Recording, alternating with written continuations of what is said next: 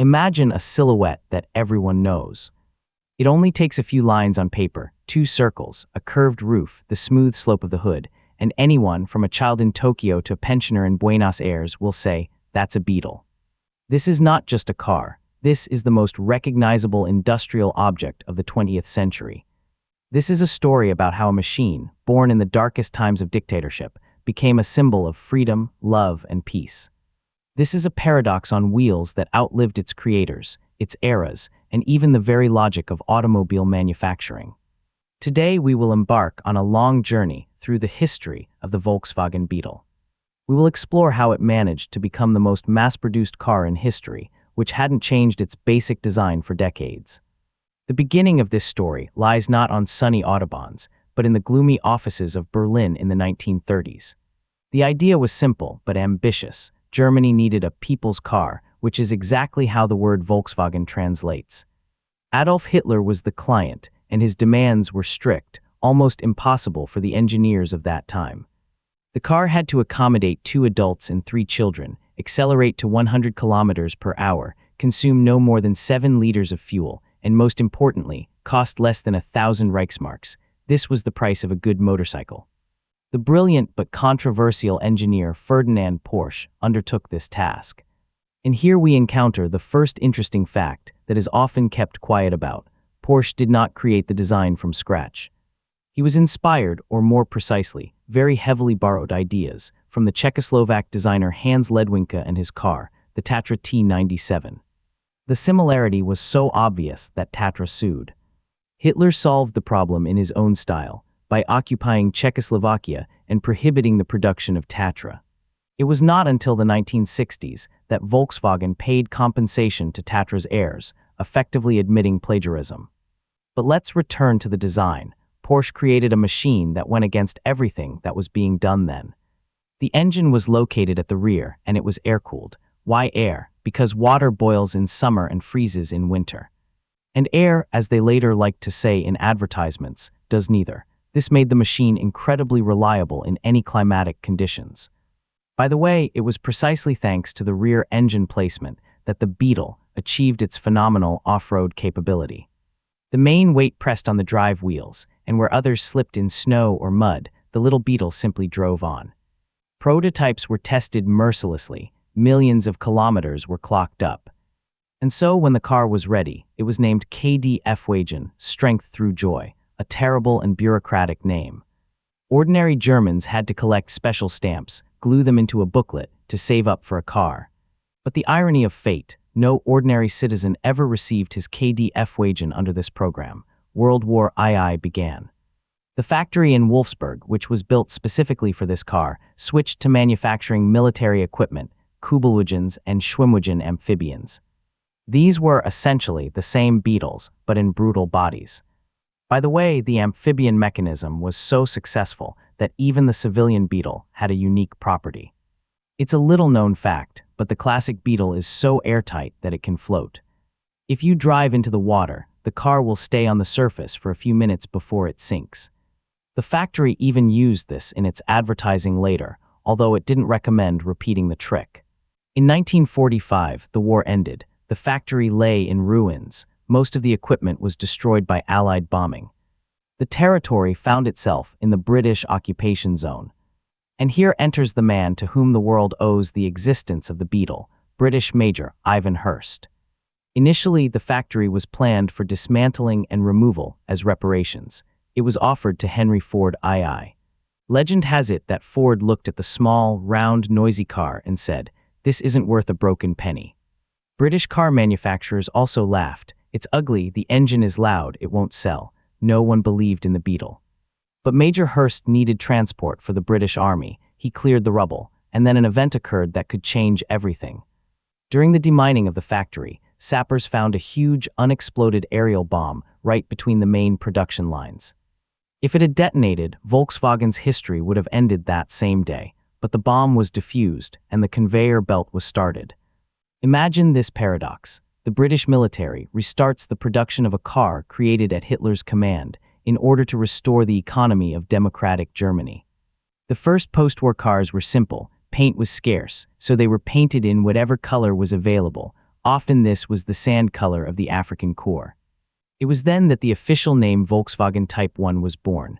However, people had already begun to call it Käfer in Germany, Beetle in England, Coccinelle in France. All these names mean one thing: Beetle. In the 50s, a real expansion began. Jacques went to America, and it was a cultural shock. 1950s America was the era of giant dreadnoughts, chrome, enormous fins, and V8 engines. And then this little guy appears, small, rounded, modest. How to sell it in a country where size matters? The advertising agency Doyle Dane Bernbach gave the answer. They revolutionized marketing. Instead of hiding the Beetle's flaws, they made them its advantages. Recall the legendary poster with the slogan, "Think small, think small." Or an advertisement with the headline, "Lemon," which in slang meant a defective item. Under a photograph of a perfect Beetle, the text explained, this car was not released from the factory due to a tiny scratch on the glove compartment because Volkswagen's quality control is flawless. It was a triumph of honesty and humor. In the 1960s, the Beetle became more than just transport. It became a symbol of counterculture. Hippies painted them with flowers. This was a protest against consumerism. A cheap, easy-to-repair car was ideally suited for the youth. Interesting technical fact: the windshield washer in old Beetles didn't work using an electric pump, but from air pressure from the spare tire. The spare tire was connected by a hose to the water tank. If you ran out of air in the spare, you were left without windshield washer fluid. These are those strange engineering solutions that fans remember with a smile. Another feature is the smell. Everyone who has ever ridden in an old Beetle remembers this specific cabin smell. A mixture of heated metal, horsehair used for stuffing seats, grease, and exhaust gases. The fact is that the heating system was primitive. Air was heated directly from the hot engine and supplied into the cabin through the sills. If there was a crack somewhere in the exhaust system, the cabin could smell of gas. But in winter, this was a real salvation. In 1968, the Bug became a movie star. The film The Love Bug was released, about a living race car named Herbie with number 53 on its side. This boosted the model's popularity sky-high. People began to see the car as a pet. And this is not surprising, as the face of the Beetle really looks like a smile. Designers say this is one of the few cars that evokes pareidolia in the human brain, the ability to see living features in inanimate objects. Headlights like eyes, bumper like a smile. In 1972, something historic happened. The Volkswagen Beetle broke the Ford Model T's record for the number of units produced. Beetle number 15,007,034 rolled off the assembly line. It officially became the most mass-produced car on a single platform in history. But time didn't stand still. In the 70s, the 1930s design already looked archaic. Safety, ecology, fuel consumption, new standards were pressing. In Germany, production began to wind down, replacing the Beetle with a new hope, the Volkswagen Golf. The last Beetle assembled in Germany left the factory in 1978, seemingly the end of the story, not at all. The Beetle found a second home, Latin America. In Mexico and Brazil, it became iconic, as in Europe. In Brazil, it was called Fusca, in Mexico, Vacho. In Mexico City, green Beetle taxis became a hallmark of the city. They were everywhere. To operate as a taxi, the front passenger seat was removed from the car to make it easier for people to get into the back. This was the only two-door taxi in the world. The Mexican factory in Puebla continued to produce the classic Beetle for decades. They modernized it, put an injector instead of a carburetor, added a catalytic converter, but it was still the same Porsche. Imagine this, it's the year 2000, the world is using the internet, and you can buy a brand new car, designed in 1938. A total of 21,529,464 units of the classic Beetle were produced. This figure is impressive. If you put all these machines in a row, the chain would wrap around the Earth several times. In 1998, the company decided to capitalize on nostalgia and released the new Beetle. It was a modern car based on the Golf, but with a retro design. He was sweet, had a flower vase on the dashboard, a hippie tribute, but that was another story. It was a toy, not a people's car. Although it had success, it never matched the original in its impact on the world. What about the original? The last classic Beetle, the Ultima Edición version, rolled off the assembly line in Mexico on July 30, 2003. This event was broadcast in the news all over the world. Factory workers were crying. The last car was not sold. It was immediately sent to the museum in Wolfsburg, closing the circle of history. So why do we still talk about it? Why do collectors chase after rusty specimens? Because the Beetle is a lesson in simplicity. There is nothing superfluous in it. It can be fixed with a hammer and a wrench in the middle of a field. There is a story about how in the desert, a traveler's alternator belt broke, and he replaced it with a woman's stocking to get to the city. And it worked. Let's summarize a few more facts that make this machine unique and which we might not have mentioned.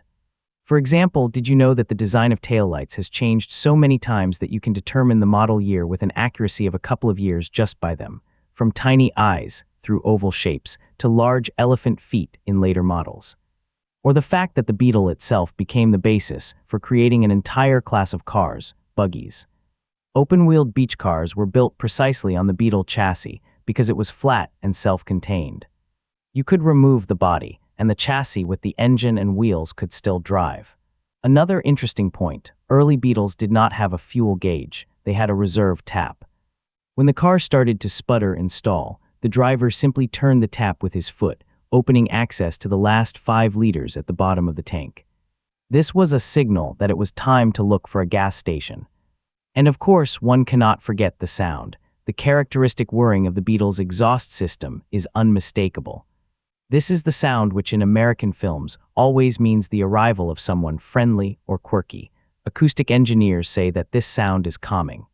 The history of the Beetle is a mirror of the 20th century. He saw dictators and revolutionaries, saw war and peace, saw the poverty of post-war Europe and the wealth of California. It carried Nazis, it carried hippies, it carried young families and rock stars. John Lennon drove a Beetle. Unfortunately, Ted Bundy also drove a Beetle. It's a dark page, but it's also part of history. Today, when we look at modern cars, complex, computerized, identical, the Beetle looks like a greeting from another world. A world where things were made to last, where design was recognizable, where a car had a soul. In 2019, Volkswagen finally ceased production even of the modern version of the Beetle. The era ended. But on roads all over the world, millions of these small, round cars are still running. They rust, they are restored, they are converted into electric vehicles, and they are turned into coffee shops on wheels.